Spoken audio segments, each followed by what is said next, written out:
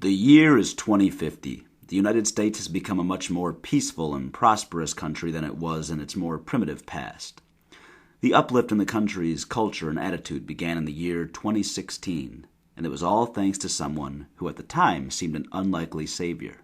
His name was Donald J. Trump, who famously ran for president that year and won the Republican nomination. The political landscape and cultural climate of the entire country changed forever when he delivered a remarkable speech on November 7th, 2016.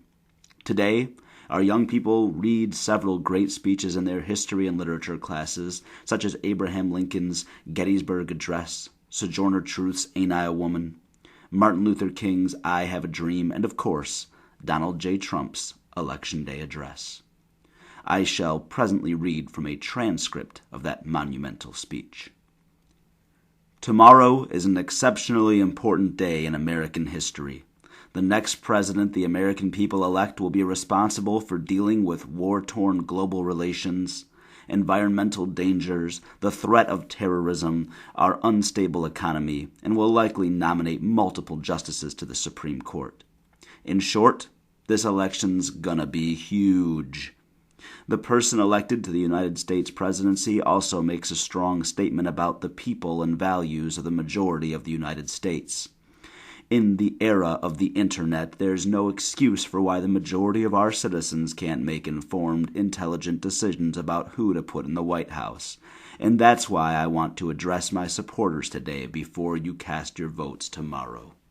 Since announcing my presidential candidacy, I've gone out of my way to rile up votes from you, the mostly far-right wing of the American populace.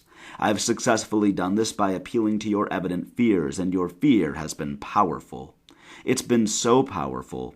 When I publicly insulted one female public figure with a menstrual cycle joke and another with a joke about how ugly her face was, you laughed. Not at me, but at them. I called an opposing candidate a child molester without a scrap of evidence to prove it, and you didn't bat an eye. I bragged about the size of my dick in a presidential debate, and instead of debating Ted Cruz on issues, I got into an insult contest over who has a hotter wife. I physically mocked a New York Times reporter's disability. I even directly insulted not only a military veteran, but a POW survivor because he was captured at war. And the votes just kept coming because you're afraid. Also, because you like someone who panders to your middle school bully mentality and IQ level, but mostly because you're afraid. Which leads me to the other things I've more importantly said and done. You liked it. You got fired up when I incited violence at my rallies. I took my time denouncing an endorsement from the most racist organization in this country's long, sad history of racism. The founder of Louisiana's Ku Klux Klan came out in support of me, and it didn't seem to bother you one bit. I've accused the country of Mexico of bringing drugs, crime, and rapists into our country, breeding new and cultivating pre-existing fears of Mexican immigrants. Most illegal Mexican immigrants are just people who want something better for themselves and their children, which also describes the majority of the American population's current legal residents, or those from whom they've descended. You folks don't respond well to reasonable thinking, though. That's why instead of promoting a sensible path to citizenship for well-meaning Mexican immigrants, I demonized them, claiming I'd build a big wall to keep you safe from those drugs, rapists, and other criminals trying to creep across our border. It turns out it's much easier to make you scared than it is to make you think. That's why I had to do it this way, to wake you up to what loudmouth, shameful cowards you've been. Planned Parenthood has been a leading organization in preventing unwanted pregnancy in our country, not just aborting it. In fact, assistance with abortion is an exceptional minority of the services Planned Parenthood provides, which include contraception, education, and actually helping those who wish to become parents plan to do so responsibly. But that narrative doesn't get you fired up. So even though you have access to the real information, I played to your fears, and I called Planned Parenthood an abortion factory because I knew you didn't like abortions, and that you'd never go towards questioning or fact-checking a damn thing I said as long as I was saying what you wanted to hear. As long as I appealed to your sense of fear, I could do no wrong. That's why I was never shy about attacking the international boogeyman, acting as if ISIS and Islam were interchangeable. Assuming that being Muslim made people terrorists, I demanded a complete shutdown of all Muslims entering our country. I've blatantly insisted on religious profiling, spitting in the face of this country being settled by people seeking to practice whatever religion they wanted, however they wanted. And because the actual terrorists embody that very emotion to which I built my campaign appealing, I even found a way to be extreme toward them. I insisted that we kill the innocent families of terrorists, and rather than gasp with shock at such an extreme proposal, you cheered because you were clearly thoughtless, probably racist, likely nationalist, and certainly afraid. And now, Trump supporters, you've been exposed.